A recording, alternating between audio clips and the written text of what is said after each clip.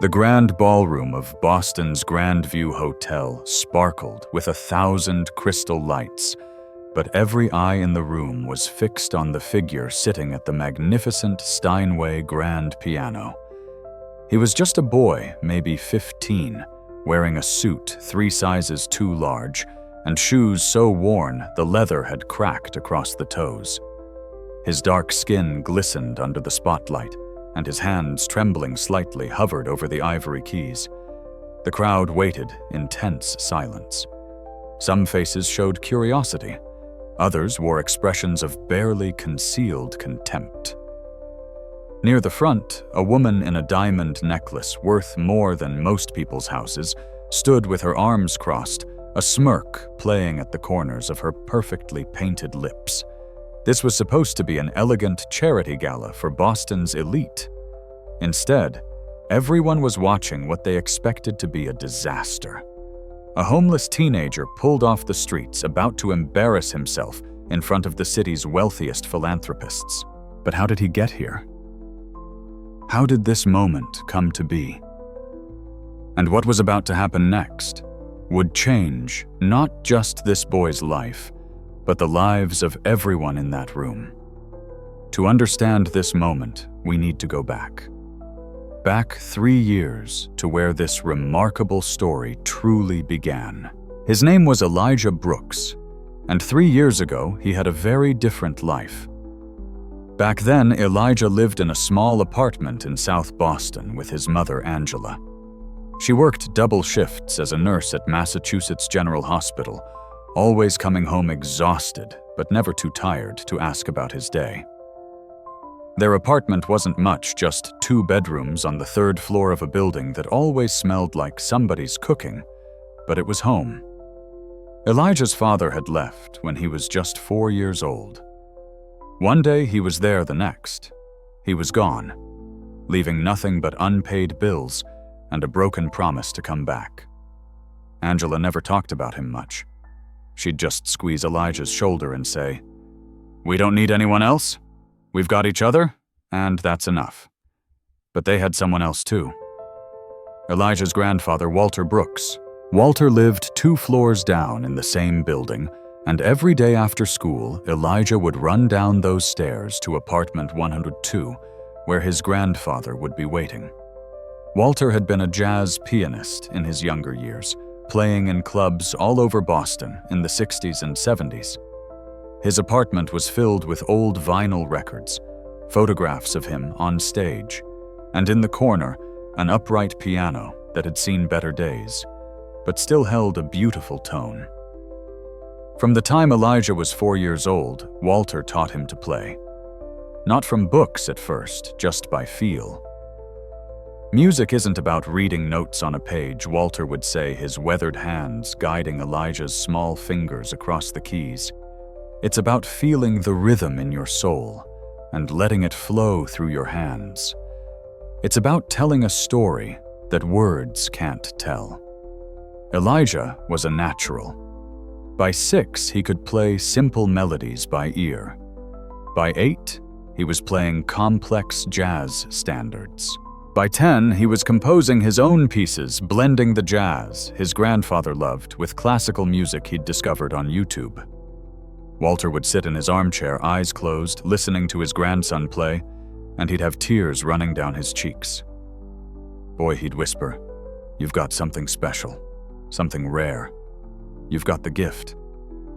But when Elijah was 10, Walter had a stroke. He died 3 days later, holding Elijah's hand in that hospital bed, his last words, a whisper. "Keep playing, Elijah. Promise me. No matter what happens, you keep playing." Elijah promised. For the next 2 years, he kept that promise. He played Walter's old upright piano every day, teaching himself more complex pieces, pushing himself harder. His mother would come home from her shifts and stand in the doorway listening, and for a moment the exhaustion would leave her face. "You sound just like him," she'd say, "just like your grandpa. But life has a way of taking away the things we love most." When Elijah was 12, his mother started getting sick. At first, she said it was just the long shifts, just being tired. But the fatigue got worse. Then came the weight loss. Then the pain she tried to hide. Stage 4 lung cancer. The doctor said it had spread too far too fast. She'd never smoked a day in her life, but sometimes that's just how it goes. Angela Brooks fought for 7 months. She worked as long as she could trying to keep their little apartment, trying to keep things normal for Elijah. But the medical bills piled up. The savings disappeared. And one cold February morning, with Elijah holding her hand just like he'd held Walter's, Angela closed her eyes and didn't open them again. Elijah was 13 years old, and suddenly he had no one. The state came in quickly. Child Protective Services social workers with kind faces and clipboards. They explained that he'd go into foster care, that they'd find him a good home, that everything would be okay. But the first foster home wasn't okay. The family was nice enough, but they lived way out in the suburbs, and they didn't have a piano. Elijah asked if he could practice somewhere, anywhere, but they didn't understand. "It's just a hobby," the foster mother said. "You'll find other interests." But it wasn't just a hobby. It was his promise to Walter. It was his connection to his mother. It was the only thing that made him feel like himself. After 3 months, he ran away. The second foster home was worse. The parents were stressed, overwhelmed with too many kids. There was a keyboard in the basement, but it was broken. Half the keys didn't work. When Elijah tried to explain how important music was to him, they said he needed to focus on more practical things. After 2 months, he ran away again. By the time he was 14, the system had labeled him a chronic runaway, difficult to place. The homes got worse. The understanding got less. And finally, Elijah made a decision. He'd rather be on the streets free to pursue his music somehow than in another house where nobody understood what it meant to him. So he disappeared into the city. Living on the streets of Boston is hard for anyone. For a teenager, it's almost impossible. Elijah learned quickly. He found a shelter that would let him sleep there most nights, no questions asked. During the day, he'd move around, staying invisible, trying not to draw attention from cops or social workers who might send him back into the system.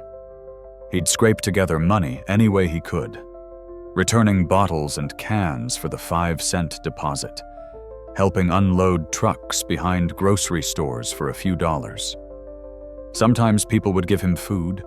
Sometimes he'd have to dig through dumpsters behind restaurants. But through it all, Elijah never forgot his promise. He'd spend hours at the Boston Public Library. It was warm, safe, and most importantly, it had computers. He'd watch YouTube videos of piano performances, his fingers moving silently on the table, as if the keys were right there in front of him.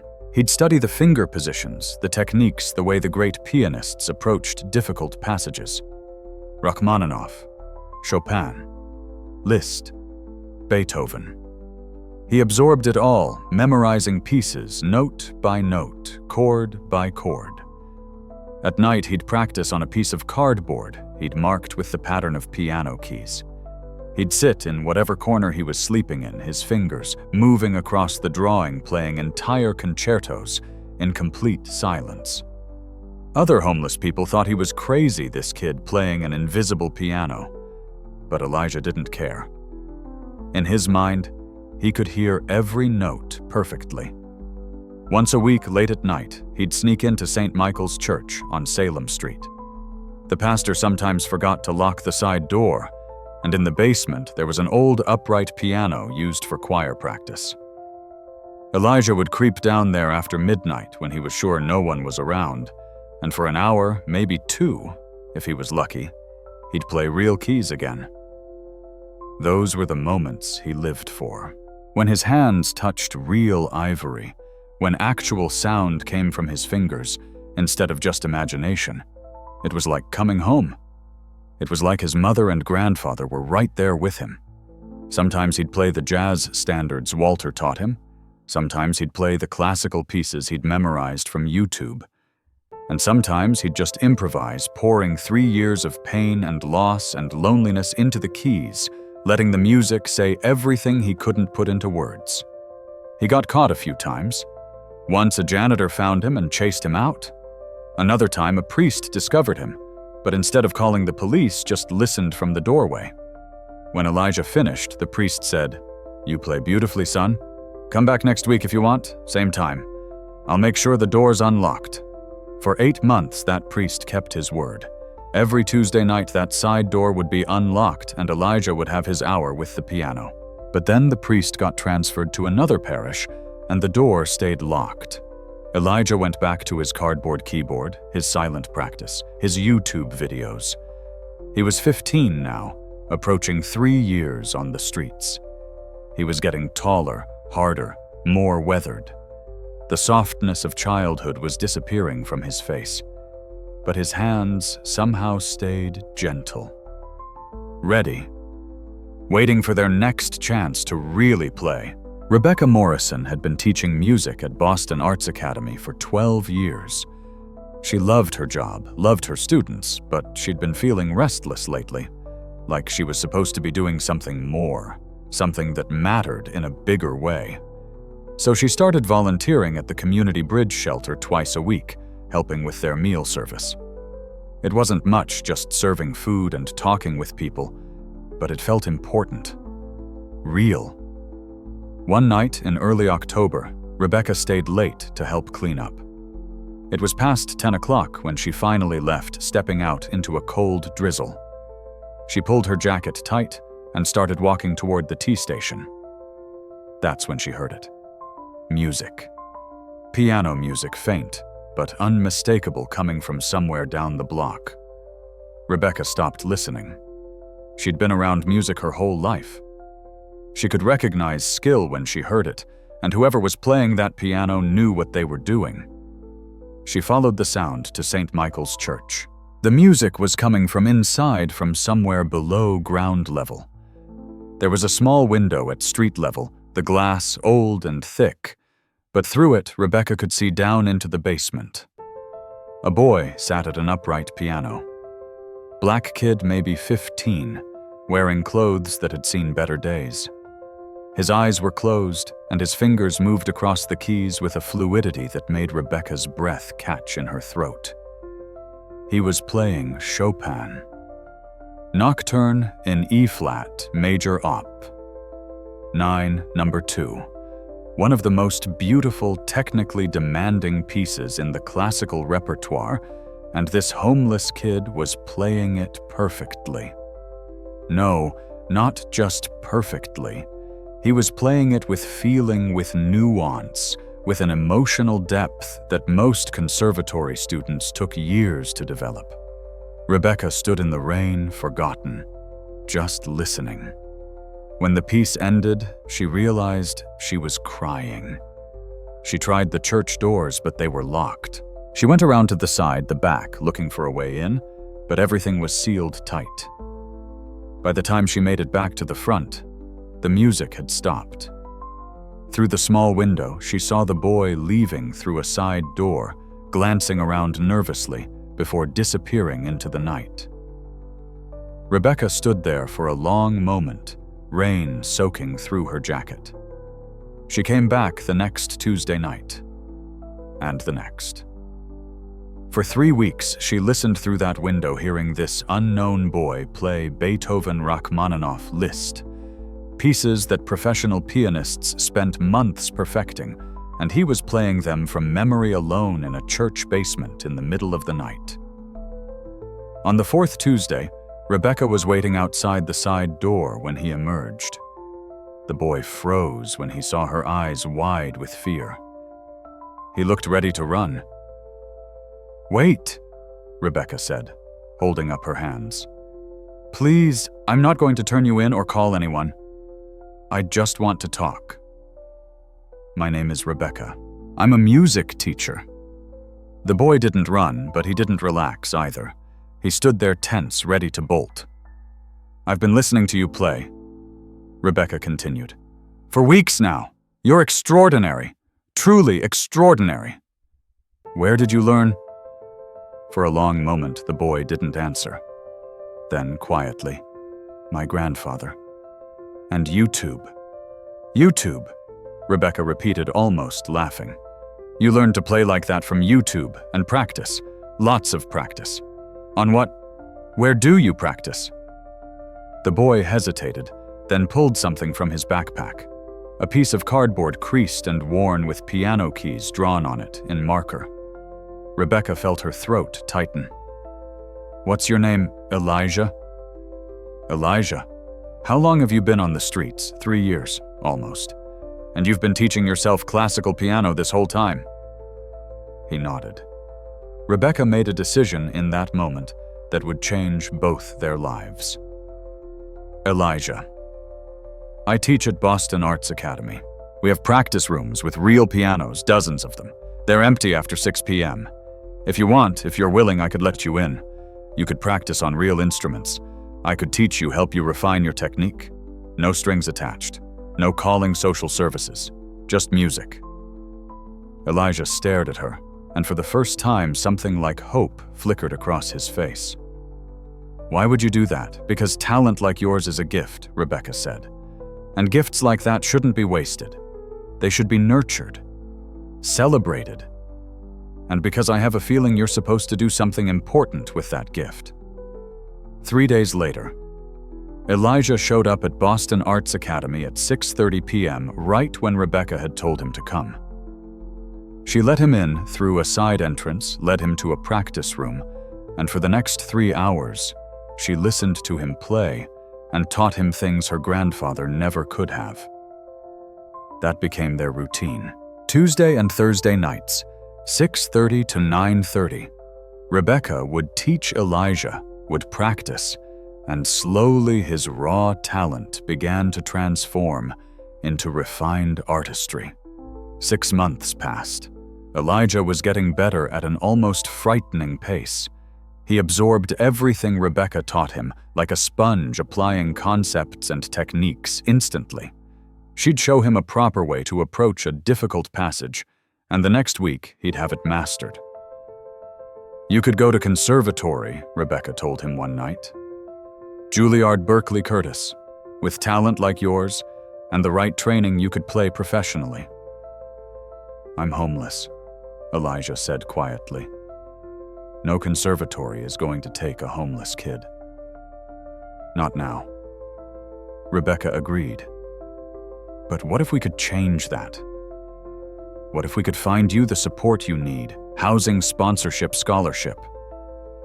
How Rebecca had been thinking about that. There's a charity gala next month, the annual Grandview Hotel benefit.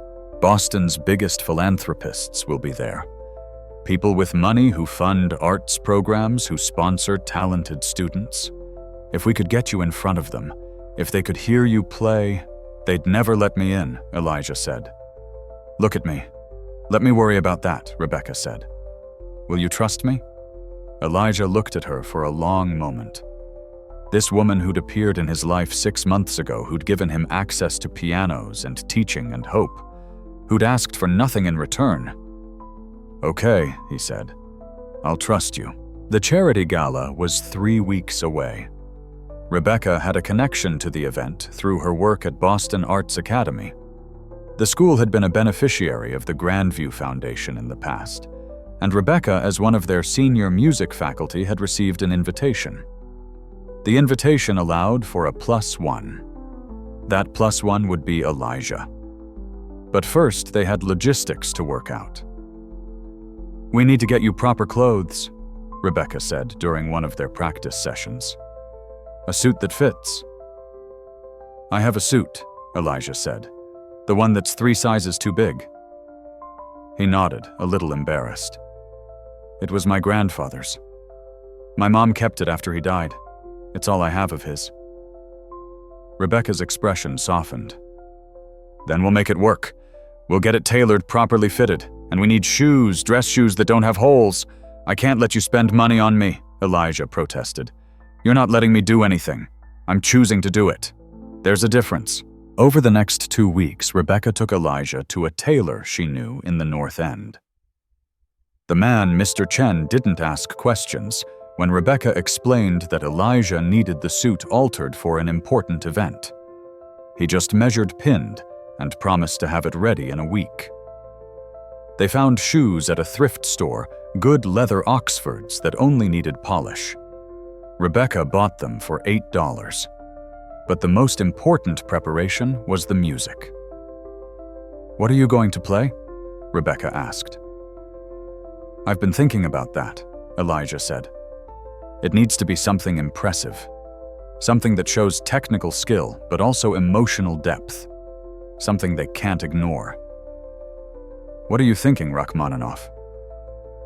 "Piano Concerto, number 2, first movement." Rebecca's eyes widened. "Elijah, that's one of the most difficult pieces in the classical repertoire. It's 12 minutes long. The technical demands alone?" "I know. That's why it's perfect. If I can play it well, no one will be able to question whether I belong there." "Have you played it before?" "Only on my cardboard. And in my head. About 1,000 times." Rebecca shook her head, smiling despite her concern. "You're either crazy or a genius. Maybe both." For the next 3 weeks, every practice session focused on Rachmaninoff. Rebecca would play the orchestral parts on a second piano, while Elijah worked through the solo sections. They'd dissect passages measure by measure, working on the explosive runs, the delicate melodic sections, the powerful crescendos. Elijah practiced until his fingers ached. He'd stay in the practice room long after Rebecca left sometimes, until midnight, playing the same sections over and over until they were flawless. The night before the gala, they had their final rehearsal. Elijah played the entire first movement straight through. No stops, no mistakes. When he finished, Rebecca sat in silence for a moment. "That was perfect," she finally said. "Elijah, that was absolutely perfect." "It needs to be," Elijah said. "Tomorrow, I only get one chance. Are you nervous? Terrified?" "Good. That means you care. That means it matters." She stood up, gathering her things. "Get some rest tonight if you can. Tomorrow is going to change your life." Elijah went back to the shelter that night, but he didn't sleep. He lay on his cot, staring at the ceiling, his fingers moving through the Rachmaninoff in his mind over and over, preparing for the moment that would define everything. The Grand View Hotel stood on Beacon Street like a monument to old Boston money.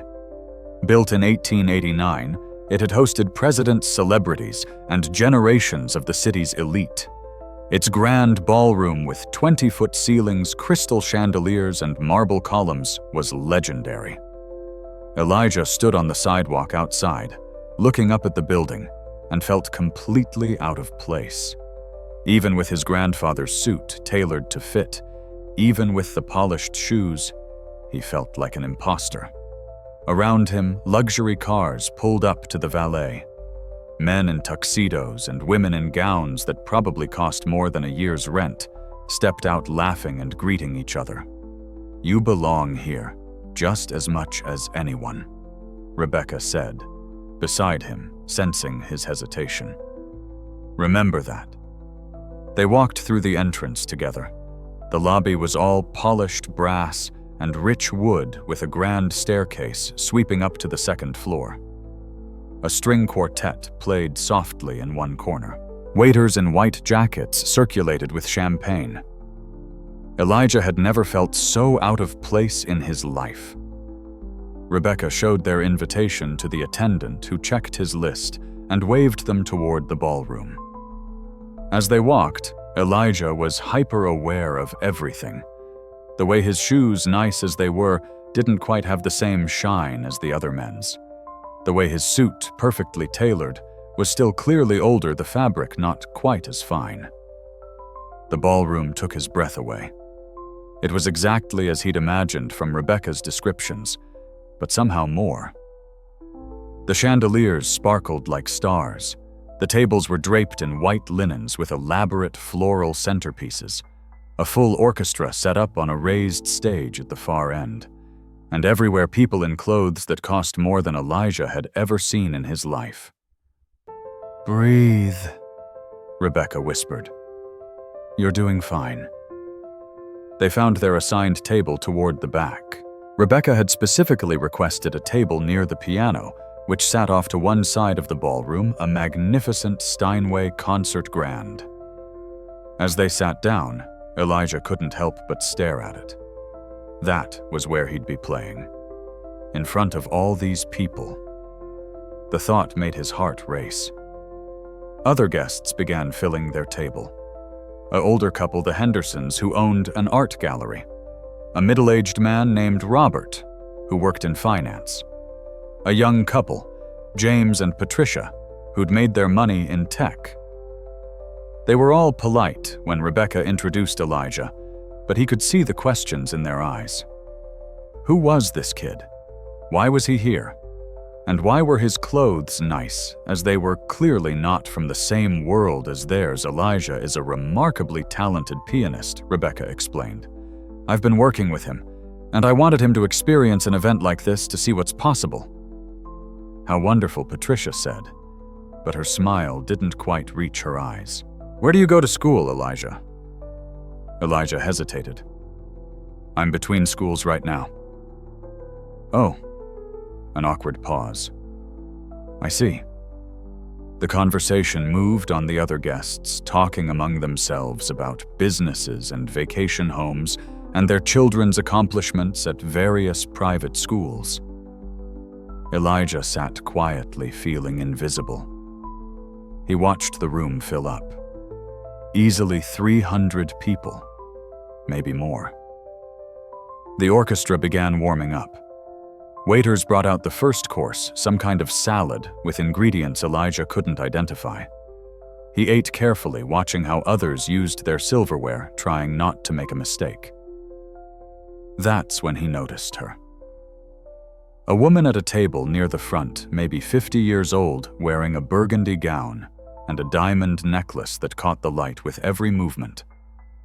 She was holding court at her table, clearly the center of attention, and when she laughed, it was loud enough to carry across the room. Who is that? Elijah asked quietly. Rebecca followed his gaze, and her expression tightened. Vivian Hartfield, Boston real estate dynasty. Her family owns half the commercial properties in the city. She's one of the biggest donors to the foundation. She seems loud, entitled, yes. She's both of those things. Rebecca lowered her voice. I've dealt with her before at school events. She has very specific ideas about who belongs in certain spaces and who doesn't. As if sensing their attention, Vivian Hartfield's gaze swept across the room and landed on their table. Her eyes fixed on Elijah for a moment, narrowing slightly before moving on. Elijah felt a chill run down his spine. Dinner progressed through multiple courses. The conversations at Elijah's table remained polite but distant. He was clearly the odd one out, and everyone knew it, even if no one said it directly. After the main course, people began circulating, moving between tables, networking. This was when the real business of the evening happened. Rebecca had explained. Connections made donations, pledged opportunities created. Rebecca introduced Elijah to several people. Most were kind enough, if a little puzzled, by his presence. A few seemed genuinely interested when Rebecca mentioned his musical talent. You should hear him play, Rebecca would say. He's extraordinary. But Elijah could see the skepticism in their eyes. Sure, they'd say. That's nice. Then they'd move on. He was standing near the dessert table trying to stay out of the way, when he heard a voice behind him. Excuse me. Elijah turned to find Vivian Hartfield standing there, her diamond necklace glittering, her expression cold. Yes, ma'am? I couldn't help but notice you earlier. You seem a bit young to be at an event like this. Are you someone's son? No, ma'am. I'm here as a guest of Ms. Morrison. She's a teacher at Boston Arts Academy. Ah. Vivian's eyes traveled down his suit and back up. I see. And that suit, it's quite vintage, isn't it? A hand-me-down. Elijah felt heat rise in his cheeks. It was my grandfather's. How sweet. Though this is quite a formal event. Usually people wear something more current. She smiled, but there was no warmth in it. I'm sure you mean well, but you do understand this is a very exclusive gathering. The tickets are $500 per person. The foundation has very specific standards. I was invited? Elijah said quietly. Of course. I'm sure Ms. Morrison had the best intentions. Vivian leaned in slightly, lowering her voice. But between you and me, dear, events like this are for people who can actually contribute. People who belong in these spaces. I'm sure you understand. Before Elijah could respond, Rebecca appeared at his side. Vivian, she said, her voice tight. How nice to see you. Rebecca, I was just meeting your young friend here. Such an interesting choice for a +1. Elijah is an incredibly talented pianist. I brought him here because he deserves to be seen by people who support the arts. The arts, yes, how lovely. Vivian's smile never wavered. Though I do hope he's comfortable. These events can be so overwhelming for people who aren't used to them. He's perfectly comfortable, Rebecca said firmly. Wonderful. Vivian's eyes lingered on Elijah for another moment. Well, enjoy your evening. She glided away, leaving a wake of expensive perfume. Elijah let out a breath he hadn't realized he was holding. She hates me. She doesn't hate you, Rebecca said. She doesn't even know you. She just has very narrow ideas about who belongs where. Don't let her get to you. But Elijah could feel the weight of her judgment, and he'd noticed others watching the interaction, whispering to each other afterward. He suddenly wanted to leave, to walk out of this ballroom and never come back. He didn't belong here. Vivian was right about that, even if she'd said it cruelly. Elijah, Rebecca said gently. Look at me. He met her eyes. You belong here.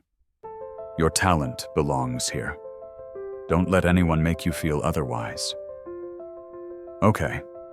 He nodded, not quite believing it, but grateful for her faith in him.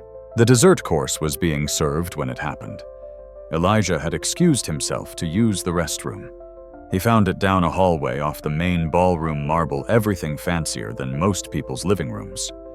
He washed his hands, looked at himself in the mirror, tried to calm his nerves. When he emerged, he took a wrong turn and ended up near the kitchen service entrance. He could hear the clatter of dishes, the rapid-fire Spanish of the kitchen staff. He turned to head back toward the ballroom. That's when Vivian's voice cut through the ambient noise. Excuse me. Excuse me, young man. Elijah turned to find Vivian approaching two other well-dressed women flanking her. Are you lost?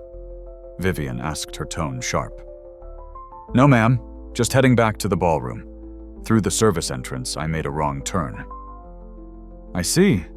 Vivian crossed her arms. You know, I've been thinking about our earlier conversation, and I've been asking around. No one seems to know who you are. No one can recall your family name. I'm Elijah Brooks. I'm here with Rebecca Morrison. Yes, you mentioned. The music teacher. Vivian's expression hardened. But that doesn't quite explain why you're here, does it? This is a charity gala, not a field trip for wayward students. The other two women tittered. Ms. Morrison thought I'd benefit from seeing. Oh, I'm sure she had the best intentions? Vivian interrupted. Rebecca always does. She has such a bleeding heart. But here's the thing, Elijah. This event raises hundreds of thousands of dollars for important causes. The people here have worked very hard, earned their success. They pay substantial amounts to attend. They expect a certain atmosphere, a certain caliber of guest. Elijah felt his stomach twist. I'm not trying to cause any problems. Of course not. But you have to understand how it looks. A boy your age in an outdated suit, clearly not from the same background as our other guests. It sends the wrong message. People were starting to notice the confrontation. Heads turned. Conversations quieted. Vivian's voice rose slightly, carrying. This is a charity gala to raise money for people like you, not an event where people like you should be attending. There's a difference between being helped and being welcomed into these spaces. Surely you can see that." The words hit Elijah like a physical blow. Around them, a circle of onlookers had formed. He could see shock on some faces, agreement on others. Embarrassment flooded through him, hot and overwhelming. "I'm sorry," he stammered. "I didn't mean to. You didn't mean to what crash an exclusive event, make our donors uncomfortable." Vivian shook her head, playing to her audience now. Rebecca should have known better.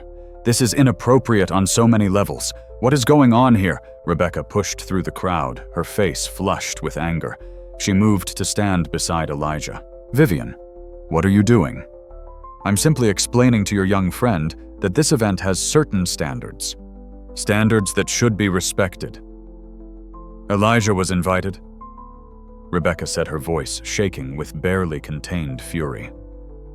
"He has every right to be here. Technically invited, perhaps, but we both know he doesn't belong." Vivian gestured at Elijah dismissively. "Look at him, Rebecca. He's a homeless child. This is a charity gala, not a homeless shelter. We raise money for people like him. We don't invite them to sit at our tables." A collective gasp rippled through the watching crowd. Someone whispered, "Homeless Elijah wanted to disappear. He wanted the floor to open up and swallow him." Every eye in the vicinity was on him now, seeing not a person, but a category. Homeless. Other. Someone who didn't belong. "How dare you," Rebecca said, her voice low and dangerous.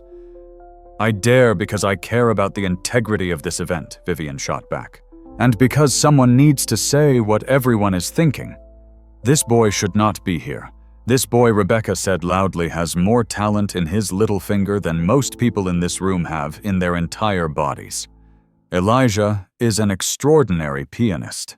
He's been teaching himself classical music while living on the streets, practicing on drawn keys because he doesn't have access to a real piano. He has the kind of raw talent that most musicians would kill for." Vivian laughed, actually laughed. "Oh, Rebecca, always so dramatic. A homeless boy who plays piano. How quaint. Let me guess he plays chopsticks, and you think it's genius I play Rachmaninoff," Elijah said quietly. The words surprised everyone, including himself. Vivian turned to look at him, eyebrow raised. "I'm sorry I play Rachmaninoff," Elijah repeated louder now. "Chopin, Liszt, Beethoven. Ms. Morrison is telling the truth. I've been studying classical piano for 11 years. My grandfather taught me. I've been teaching myself since he died." Vivian's expression was equal parts amused and contemptuous. "How impressive. And you practice on drawn keys, is that right? Paper piano cardboard," Elijah said, "when I can't get to a real one." The watching crowd murmured. Some looked sympathetic, others skeptical. A few seemed entertained by the drama. "Well," Vivian said, smiling now, "if you're such a talented pianist, perhaps you should prove it." Rebecca stiffened. "Vivian, don't. Don't what I'm offering the boy an opportunity. Isn't that what you wanted?" "Exposure." Vivian gestured toward the ballroom where the Steinway sat, gleaming. "We have a beautiful piano right there. If Elijah is as talented as you claim, let him play. Let everyone here judge for themselves." "This is not the time or place," Rebecca said. "On the contrary, this is the perfect time and place. We have 300 of Boston's most influential people here, including several music patrons and conservatory board members. If the boy has real talent, this could be his big break." Vivian's smile turned sharp. "Unless, of course, you're worried he'll embarrass himself." "And you?" The challenge hung in the air. Around them, the crowd waited. Elijah's heart hammered in his chest. This was not how it was supposed to happen. Rebecca had planned to arrange a proper performance, maybe during the dessert course after speaking with the event organizers. This was ambush, a setup to humiliate both him and Rebecca. But Elijah looked at Vivian's smug face, at the skeptical expressions of the people around him, at Rebecca's worried eyes. And he thought about his grandfather, about his mother, about 3 years of survival and practice, and refusing to give up. "I'll do it," he said. "Elijah, you don't have to," Rebecca said quickly. "Yes, I do." He looked at Vivian. "I'll play." Vivian's smile widened. "Wonderful. Let's make this official, shall we?" She strode toward the main ballroom, the crowd parting before her. Elijah and Rebecca followed along with what felt like half the gala. Word was spreading fast. The homeless boy. The challenge. Drama. Vivian reached the stage area and spoke briefly to the event coordinator, who looked surprised, but nodded. A moment later, the coordinator stepped to a microphone. "Ladies and gentlemen, if I could have your attention, please. We have a special unexpected performance for you this evening. Elijah Brooks, a young pianist, will be playing for us."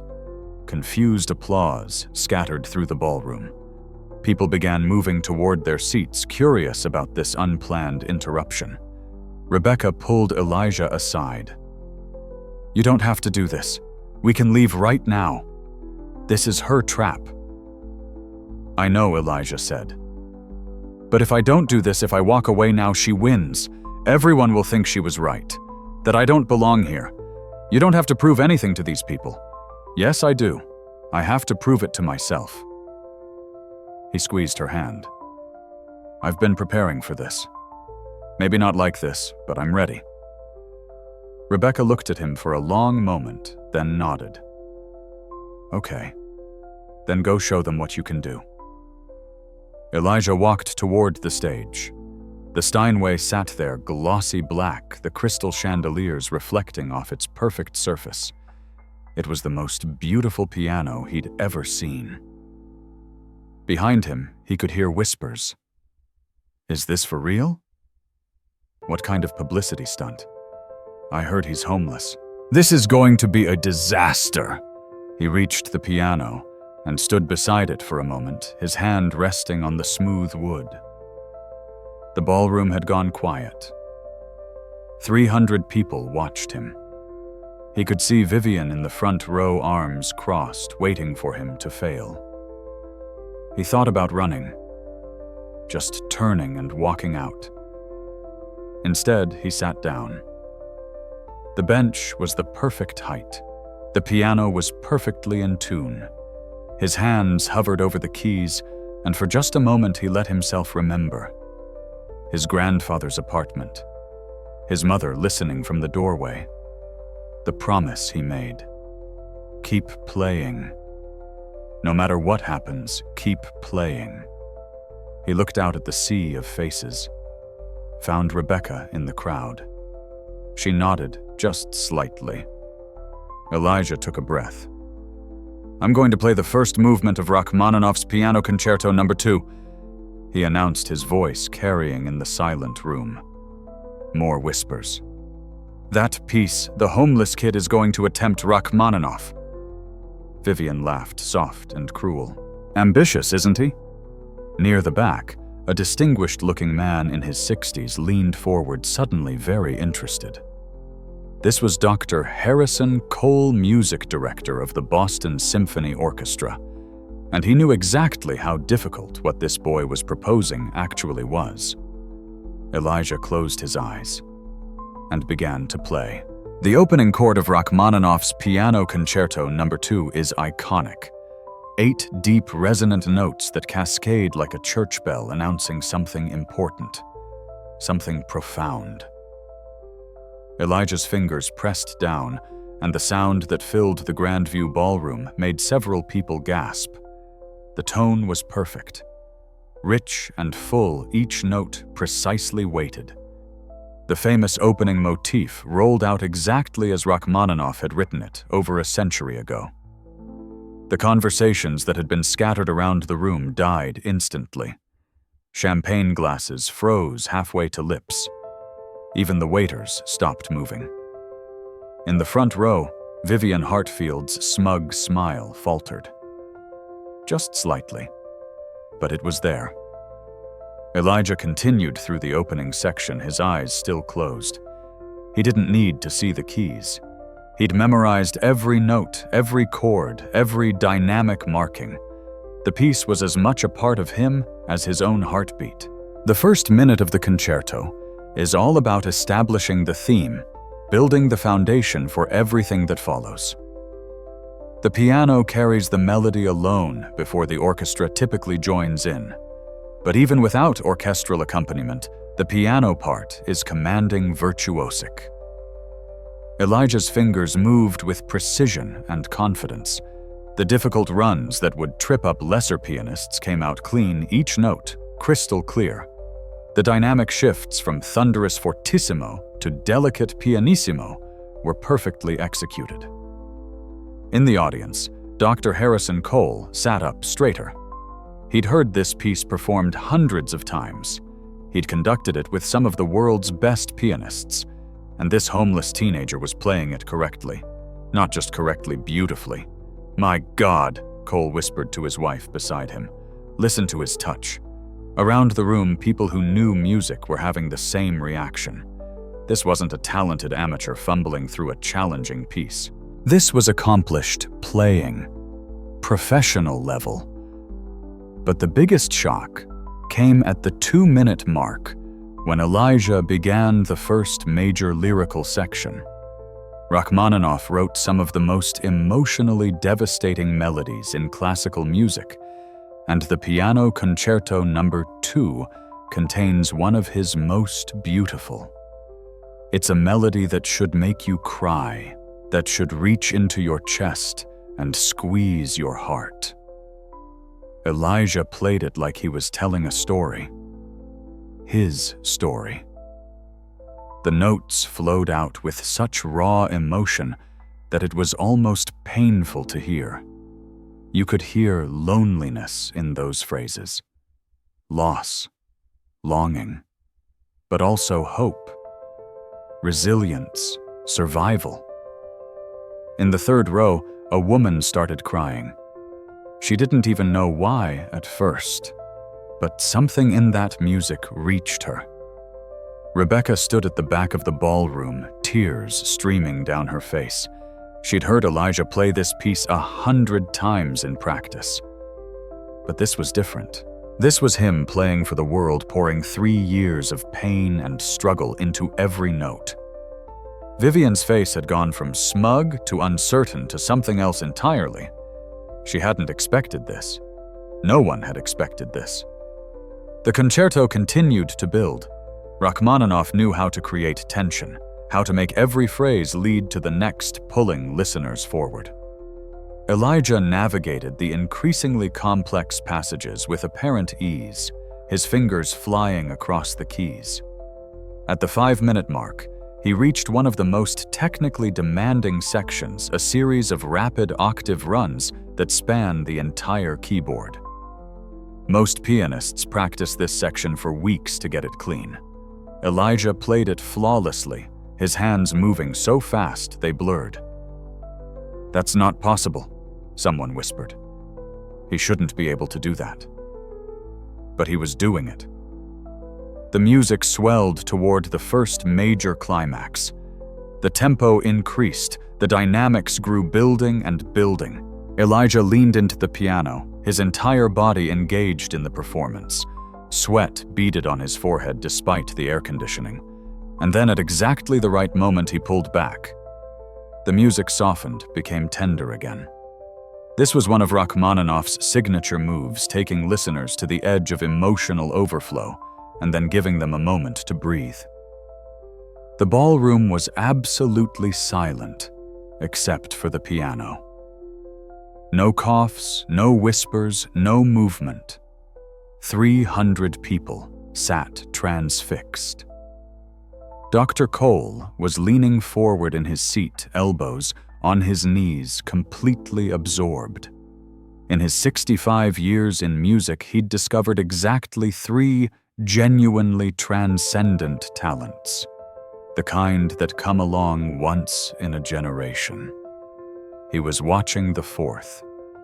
Vivian sat frozen, her expression unreadable.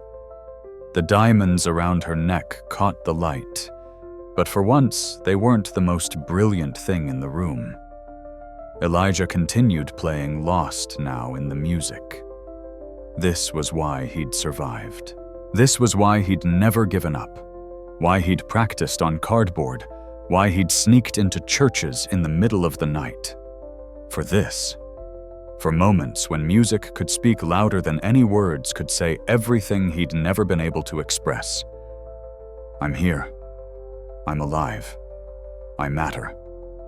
The first movement of the concerto is approximately 12 minutes long. Elijah was 8 minutes in approaching the recapitulation, where themes from the opening return transformed and more powerful. His hands moved across the keyboard with absolute confidence. He'd practiced this so many times that muscle memory had taken over, allowing his conscious mind to focus purely on expression. Every phrase had meaning.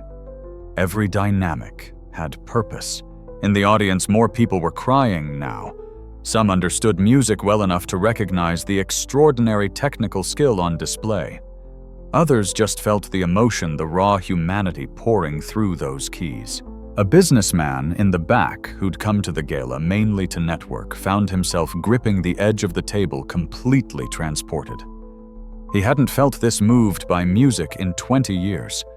A society matron who'd attended 100 galas just like this one, who'd heard countless piano performances, realized this was different. This was transcendent. Rebecca had stopped crying and was just watching in awe. She'd known Elijah was talented, but this was something else. This was an artist fully realized, a moment of pure expression. The piece moved into its final section. The tempo increased again. The themes layered on top of each other. Rachmaninoff demanded everything from the pianist in these final minutes. Speed, precision, power, delicacy, all at once. Elijah gave it everything. His fingers hammered out the powerful chords. His hands flew through the rapid passages. The dynamic range went from thunderous to whisper soft, and back again in moments. And through it all, the emotion never wavered. Every note meant something. The ballroom held its collective breath. The final 2 minutes of Rachmaninoff's Piano Concerto No. 2 first movement are a test of endurance as much as skill. The pianist must maintain perfect technique while pushing through increasingly demanding passages, building to a climax that requires both physical strength and emotional depth. Elijah was drenched in sweat now. His arms ached. His fingers were starting to cramp, but he pushed through. This was for his grandfather, who'd taught him that music was a language of the soul.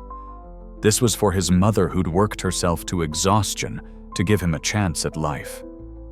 This was for every night he'd slept on the streets, every moment he'd felt invisible, every time someone had looked at him like he was nothing. The music built and built. The chords grew more complex, the runs faster, the dynamics more extreme. Rachmaninoff was pushing the pianist to the absolute limit. And Elijah met every demand. His left hand thundered out the bass line while his right hand danced through the melody. The two hands moved independently, each executing different rhythms, different dynamics, but somehow coming together to create something unified and powerful. Dr. Cole was openly weeping now. In his entire career, he'd never heard an interpretation this visceral, this honest. The kid wasn't showing off. He was surviving. Using music as a lifeline, as proof of existence. The melody from the opening returned, transformed now. Where it had been questioning before, it was now declarative. Sure, this was the payoff Rachmaninoff had been building toward the entire movement. Elijah played it with his whole heart. The notes rang out clear and pure, filling every corner of the massive ballroom. The chandelier crystals vibrated with the sound. The very air seemed to shimmer. And then came the final crescendo. The music exploded in a flurry of notes, octaves cascading up and down the keyboard. The tempo increased to near impossible speed. Most pianists, even professionals, show strain here. The tendency is to rush to miss notes, to sacrifice musicality for speed. Elijah did none of those things. He maintained perfect control, perfect precision. Every note was there, clean and clear. The rhythm stayed steady. The dynamics continued to shape each phrase. His hands were moving so fast they were a blur. The sound was enormous, filling the room, overwhelming the senses. It felt like the piano itself might explode from the force of what was being demanded of it. In the audience, people sat with mouths open, stunned. Vivian Hartfield's carefully maintained composure had completely cracked. Tears ran down her cheeks, ruining her makeup. Her diamonds had nothing on what she was witnessing. The businessman in the back had his head in his hands, shoulders shaking. The society matron clutched her husband's arm, barely breathing. Rebecca stood with both hands over her mouth, tears streaming. And Elijah played on, giving everything he had. His whole body was engaged now. He rose slightly off the bench during the powerful chords, then bent low during the delicate passages. It was like watching a dancer, every movement purposeful and expressive. The final minute arrived. This was the moment. The ultimate climax. Everything the piece had been building toward for 12 minutes. The left hand established a powerful driving rhythm. The right hand soared above it, with the main theme now triumphant and unrestrained. The two hands locked together in perfect synchronization, driving toward the finish. Elijah's face was a mask of concentration and emotion. Sweat dripped from his chin. His breathing was heavy, but his hands never faltered. The tempo increased one final time. The dynamics pushed to absolute fortissimo. Every muscle in Elijah's body was engaged. This wasn't just piano playing anymore. This was athletic physical, demanding every ounce of strength and will. And then the final chord progression. 4 massive chords, each one requiring both hands to span vast distances across the keyboard. These chords need to ring out, to sustain, to give a sense of finality and triumph. Elijah struck the first chord. The sound was enormous. The second chord, even bigger. The third chord. The entire ballroom vibrated. And the final chord. He threw his whole weight into it, both hands crashing down on the keys with perfect precision, perfect timing. The sound seemed to hang in the air, suspended, infinite. And then silence. Elijah sat frozen at the piano, hands still on the keys, breath coming in gasps. He'd done it. He'd played the entire first movement of one of the most difficult pieces in the classical repertoire in front of 300 people without a single mistake. For 3 seconds, the ballroom remained absolutely silent. It was as if the audience had collectively forgotten how to breathe. Then someone stood up. It was Dr. Harrison Cole. He began to clap. Slow at first, deliberate, his face wet with tears. Then another person stood, and another. Within seconds, the entire ballroom was on its feet. The applause started as a wave and built into a roar. It wasn't polite charity gala applause. This was thunderous, overwhelming, the kind of ovation usually reserved for world-class concert halls. People were crying openly now. Men and women both, tears streaming down faces, makeup ruined. Not caring. The emotional impact of what they'd just witnessed was too powerful to contain. "Bravo," someone shouted. "Bravo," others echoed. The applause continued, growing louder. Some people were cheering, others just clapped until their hands hurt. Elijah slowly lifted his hands from the keys and turned to face the audience. He looked dazed, almost shocked, as if he couldn't quite believe what had just happened. The standing ovation continued. 1 minute, 2 minutes, 3. Rebecca pushed through the crowd and ran onto the stage. She pulled Elijah into a fierce hug, both of them crying now. "You did it," she whispered. "Oh my God, Elijah, you did it." In the front row, Vivian Hartfield stood with her hands pressed to her face, shoulders shaking with sobs. The woman next to her put an arm around her shoulders. Dr. Cole made his way toward the stage people parting before him. When he reached the piano, he looked up at Elijah with something like reverence. "Young man," he said, his voice rough with emotion. "I've been in music for over 40 years. I've heard the greatest pianists in the world. And what you just did..." He trailed off, shaking his head. "That was one of the most extraordinary performances I've ever witnessed." The applause was finally starting to die down, people returning to their seats, wiping eyes, trying to compose themselves. But no one would forget. Not ever. This was one of those moments that would become legend.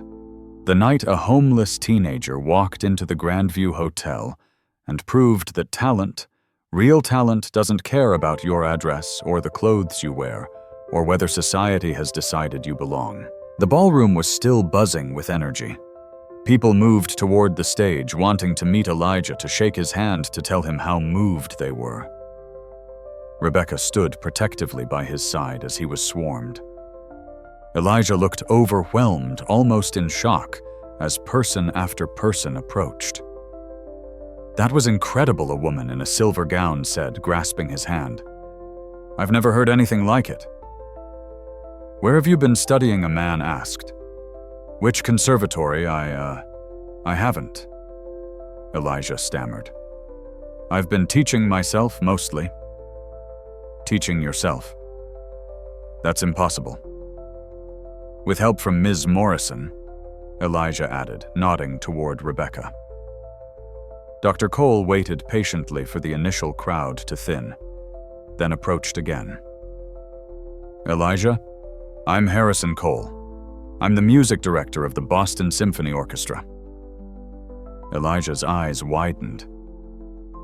"I know who you are, sir. I've watched your performances online." Cole smiled. "I'd like to talk to you about your future.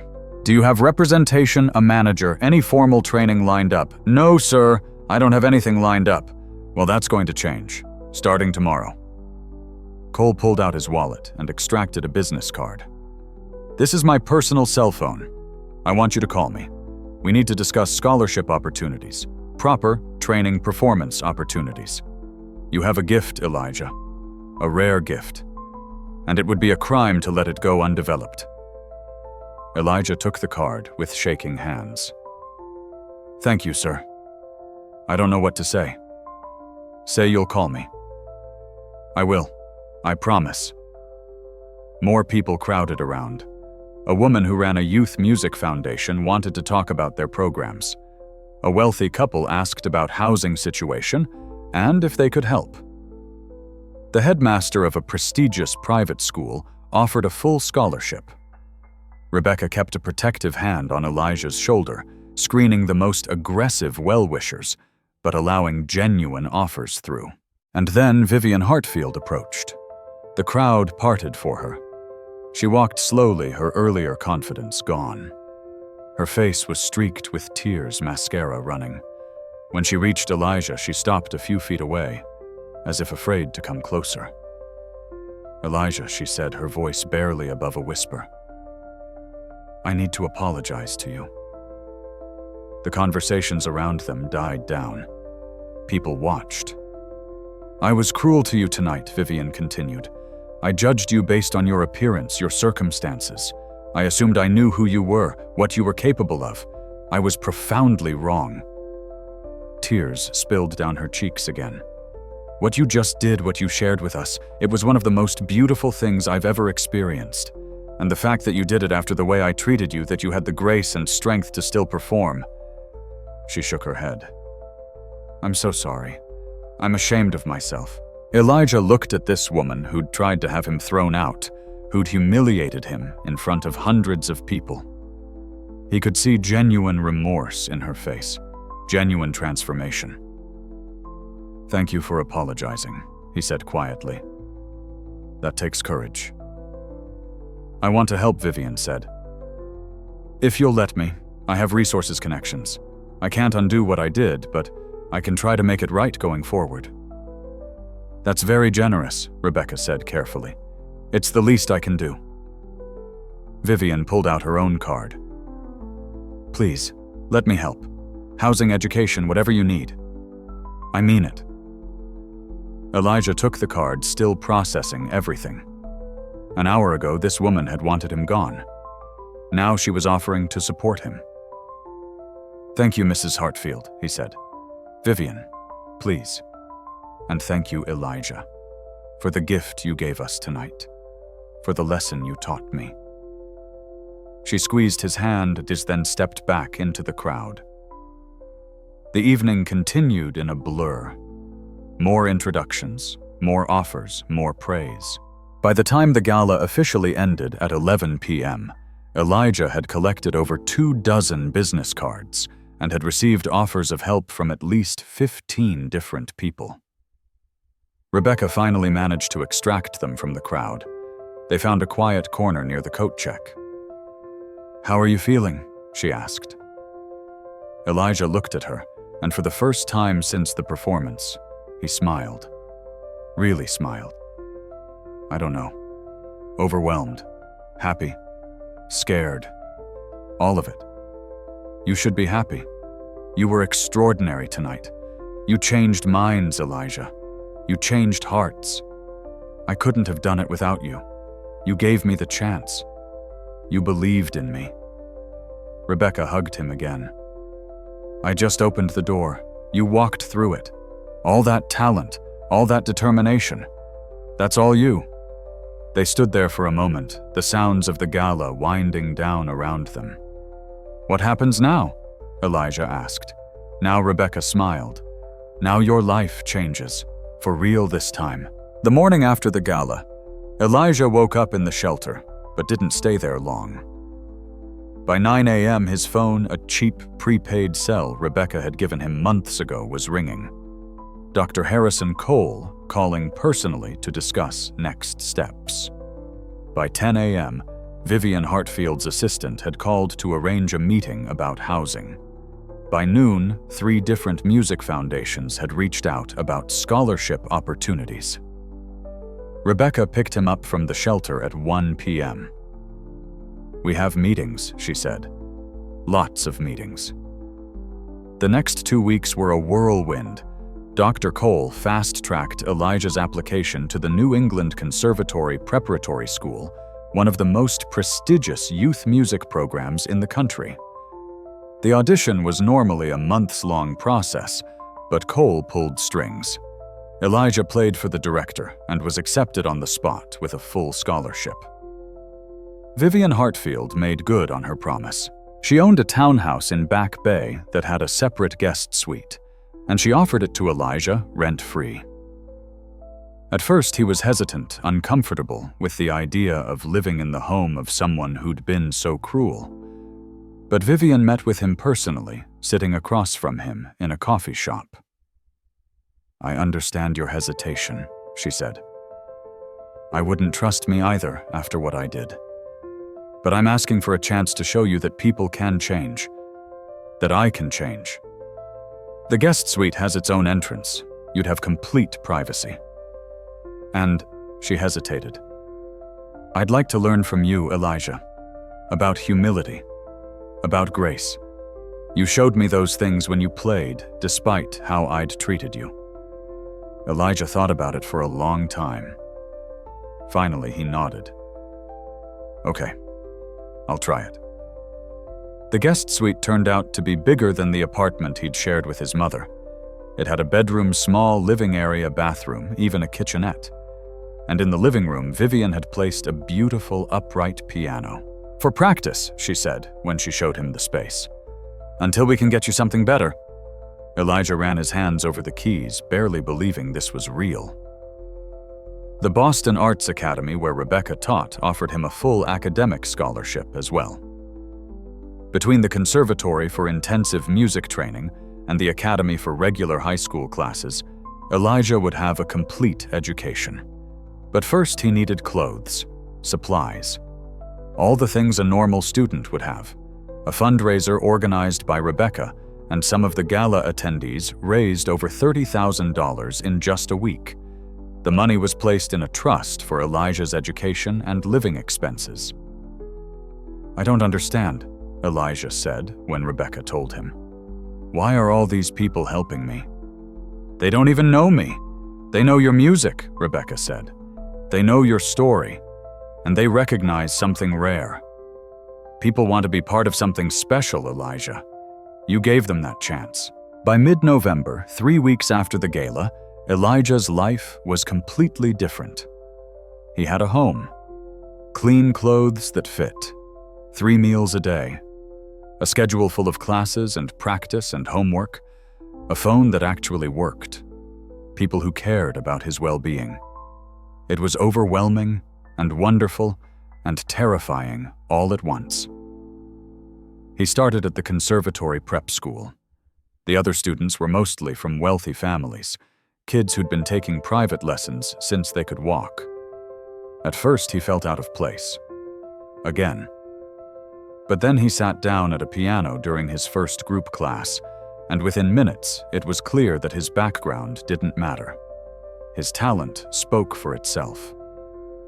"Holy crap," one of the other students whispered. "Did you guys hear that his teacher, a renowned concert pianist named Margaret Chen, stood at the back of the room with her arms crossed, listening as Elijah worked through a Chopin etude? When he finished, she approached slowly. 'How long did you say you've been studying?' 11 years, ma'am. And your previous teacher was?' 'My grandfather. And then Ms. Morrison at Boston Arts Academy.' Margaret shook her head in disbelief. 'Your technique is raw in places, but your musicality, your interpretive instincts, they're beyond your years. Way beyond. We're going to refine that technique and see what happens.' What happened was that Elijah progressed faster than anyone expected. With access to quality instruments, professional instruction, and time to practice without worrying about where he'd sleep or what he'd eat, his playing evolved rapidly. Within a month, he was assigned to the advanced performance track, usually reserved for seniors. Within 2 months, he was performing in the Conservatory's winter showcase, playing Chopin's Ballade No. 1 to a packed recital hall. The audience included Rebecca, Dr. Cole, Vivian, and dozens of others who'd been at the gala. The performance was met with another standing ovation, but more importantly, Elijah was happy. Actually happy. He was making friends at school, both at the conservatory and at the academy. He was excelling academically. He had mentors and supporters, and he had music. Real music every day on quality instruments with teachers who pushed him to be better. He still practiced on his grandfather's cardboard keyboard, sometimes keeping it in his room as a reminder of where he'd come from, what he'd survived. But the impact of that night at the Grandview Hotel extended far beyond just Elijah's life. Rebecca Morrison's program at Boston Arts Academy received a massive funding boost. Vivian Hartfield made a substantial donation, and others followed. The school was able to expand its music program, offer more scholarships, buy new instruments. More importantly, Rebecca started a new initiative called Hidden Talent Project, specifically designed to find and nurture musical ability in homeless and underprivileged youth. The program offered free lessons, access to practice spaces, and connections to resources. Within 6 months, they'd identified and begun working with 15 kids, all showing significant musical aptitude. Elijah volunteered with the program every Saturday, teaching basic piano to the younger kids, sharing his story, offering hope. If I can go from sleeping in shelters to playing at conservatory recitals, he'd tell them you can too. You just need someone to believe in you and the courage to keep practicing even when it's hard. Vivian Hartfield underwent her own transformation. The experience with Elijah had shaken her to her core, forcing her to confront prejudices she hadn't even realized she held. She became one of the biggest advocates for homeless services in Boston. She funded a new shelter specifically for youth with programming that included arts education. She used her social position to push for policy changes, better funding, more support systems. At charity events, she'd tell the story of the boy she'd tried to throw out, the boy who'd taught her the most important lesson of her life, that human worth isn't determined by circumstances and that talent and dignity can exist anywhere. I was so focused on who belonged in certain spaces, she'd say, that I almost missed witnessing something extraordinary. How many other extraordinary people are we missing because we're not looking? Because we've decided they don't belong. Her friends and social circle, influenced by her transformation, began paying more attention to homeless issues, contributing more, caring more. The Gala performance became famous in Boston social circles. Video from someone's phone, grainy, imperfect, but capturing the essential power of the moment, went viral online. Homeless teen plays. Rachmaninoff accumulated millions of views. News outlets picked up the story. Elijah gave a few carefully managed interviews, always crediting his grandfather, his mother Rebecca, and even Vivian for having the courage to change. Other cities started similar programs inspired by Rebecca's Hidden Talent Project. Music schools began doing outreach to shelters and underprivileged communities. The conversation around homelessness and untapped potential gained momentum.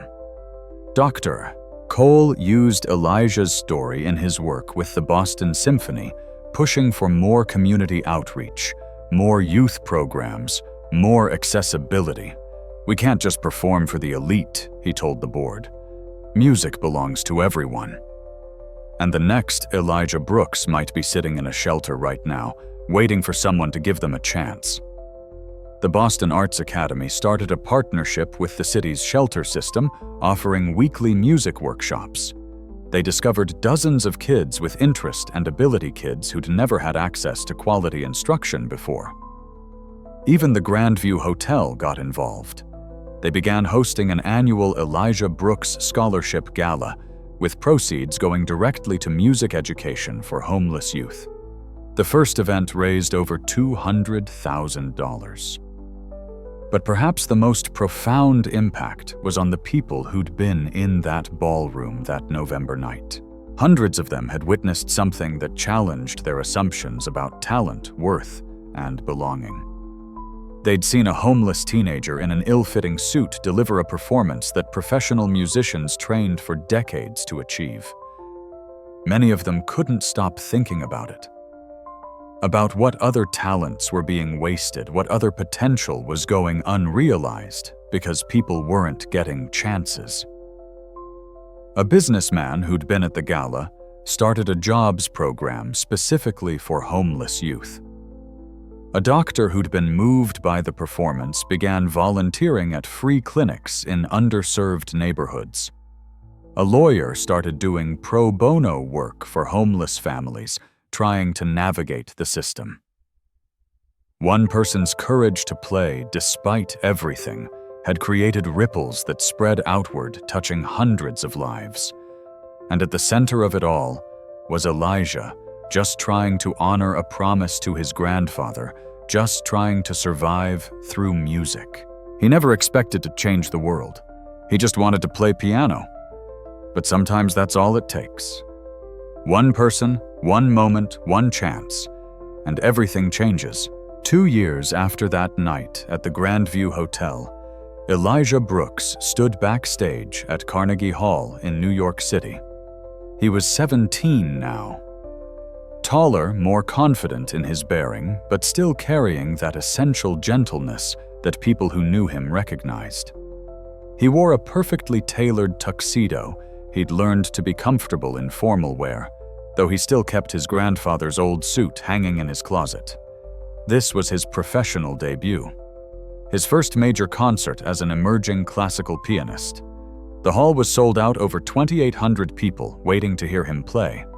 The program featured several pieces, but the finale, the piece everyone was waiting for, was Rachmaninoff's Piano Concerto No. 2, this time with full orchestral accompaniment.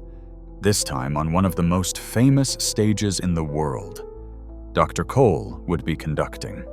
He'd made sure of it, pulling strings at the highest levels to make this concert happen. Nervous, Rebecca asked, standing with Elijah in the green room. Terrified, Elijah admitted. But the good kind of terrified. Rebecca smiled. She'd accompanied him to New York, along with several others who'd become family over the past 2 years.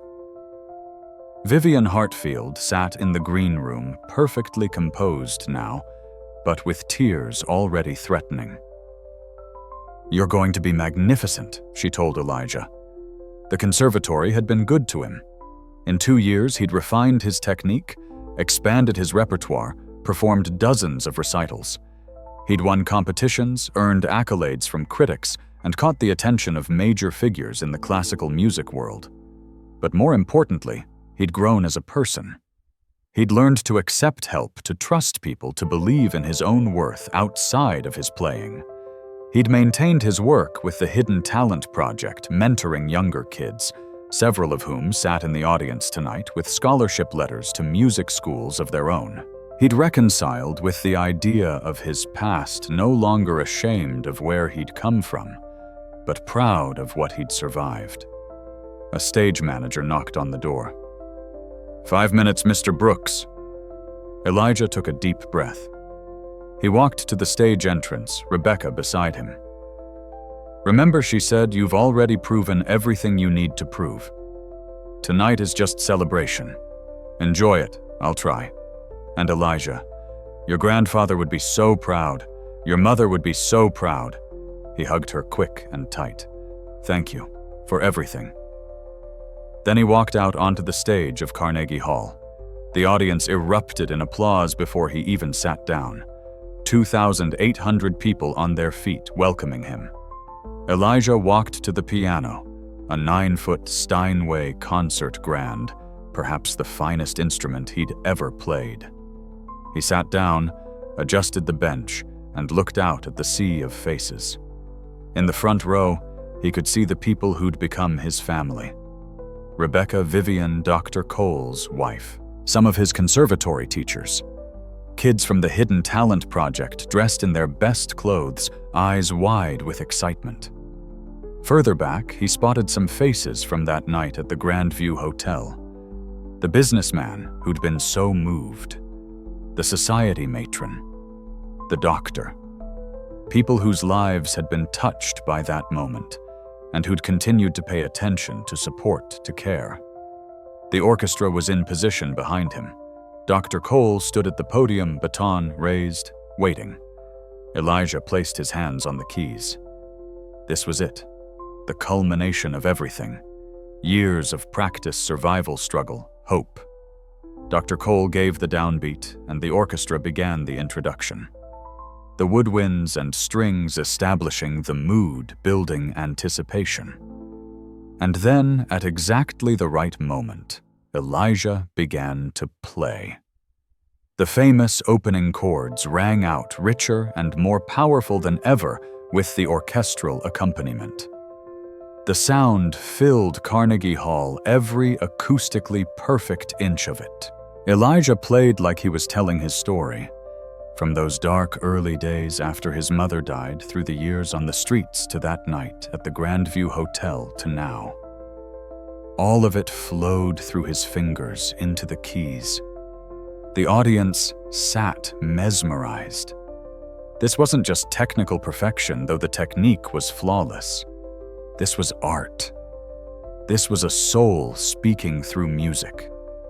The orchestra and piano wove together, the melodies intertwining, supporting each other, creating something larger than either could alone. When Elijah reached the lyrical second theme, the one that had made people cry at the Gala, he played it with even more depth now. 2 more years of living, of growing, of understanding had added layers to his interpretation. In the front row, Vivian openly wept. Rebecca watched with a smile on her face, tears on her cheeks. The kids from the Hidden Talent Project sat with mouths open, seeing their future, their possibility. The concerto built toward its climax. The orchestra swelled. Elijah's fingers flew across the keys. The 2,800 people in Carnegie Hall held their breath. And when the final chords rang out, when that last triumphant note sustained and faded into silence, there was a pause. A beat of perfect quiet. Then the audience exploded. Standing ovation, instant and thunderous. Cheers, applause, people on their feet shouting, "Bravo!" The sound was deafening. Elijah stood and bowed. Dr. Cole embraced him. The orchestra members tapped their instruments in approval. The ovation continued for 5 minutes. 7 minutes. 10. Finally, Elijah held up his hands, asking for quiet. The crowd slowly settled. "Thank you," he said, his voice carrying in the hall's perfect acoustics. "Thank you all for being here tonight. 2 years ago, I was homeless. I was practicing piano on a piece of cardboard. I thought my life was over before it really began. The audience hung on every word. But a teacher believed in me. A community gave me a chance. And one night at a charity gala, I almost got thrown out of it. I got to play piano in front of people who chose to listen with open hearts instead of closed minds. Music saved my life," Elijah continued. "Not just because it gave me a future, but because it gave me a way to survive the present. It gave me hope when everything else was dark. And I know there are thousands of kids out there right now in shelters and on streets who have talents and dreams they don't think will ever matter." He looked out at the audience.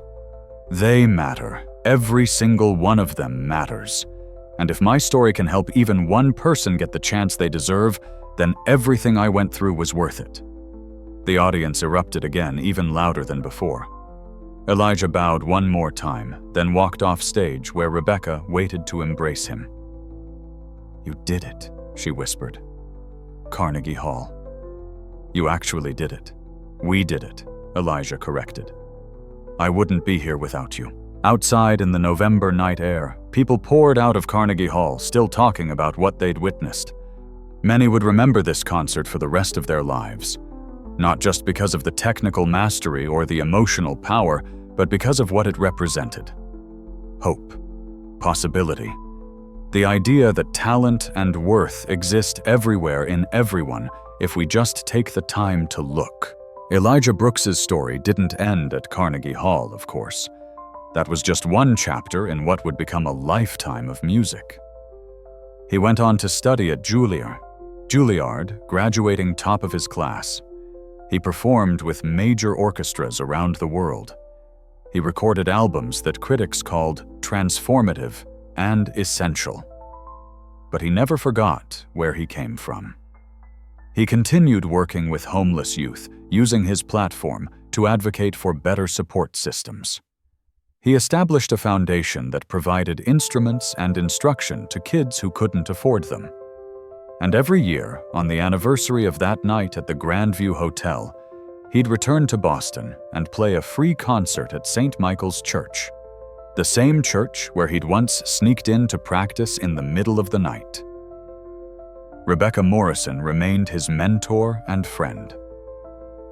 Her Hidden Talent project expanded to cities across the country, discovering and nurturing hundreds of young musicians. Vivian Hartfield became one of the nation's leading philanthropists for homeless services. Her transformation from judgmental socialite to passionate advocate became a case study in how people can change when confronted with their own prejudices. And Dr. Harrison Cole, in his retirement speech years later, said that of all the talented musicians he'd worked with in his long career, Elijah Brooks was the one who taught him the most important lesson that genius doesn't wait for permission, and talent doesn't care about your circumstances. But perhaps the most important part of Elijah's story isn't what happened to him. It's what his story made possible for others. Dozens of kids who'd been sleeping in shelters got chances because people heard about Elijah and decided to look closer at the potential around them. Hundreds of musicians who'd given up on their dreams found the courage to try again. Thousands of people who'd been judging others by circumstances instead of character had a moment of revelation. Because that's what stories like this do. They remind us that we don't know what hidden talents surround us. We don't know what genius might be waiting for a chance. We don't know what we might discover if we just looked with open eyes and listened with open hearts. Elijah was just one boy, one homeless teenager with a dream and a promise to keep.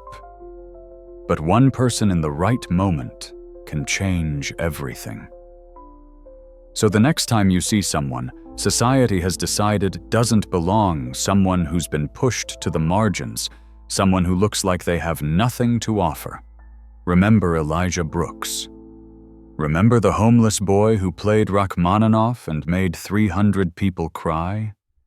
Remember that talent exists everywhere, that genius can be born anywhere, that worth isn't determined by circumstances. And remember to give people chances, to listen when they speak, to look beyond the surface, because you never know. The person you're dismissing might be the next great artist, the next great thinker, the next great soul who just needs someone to believe in them. What if we all looked a little closer? What if we all listened a little harder? What might we discover?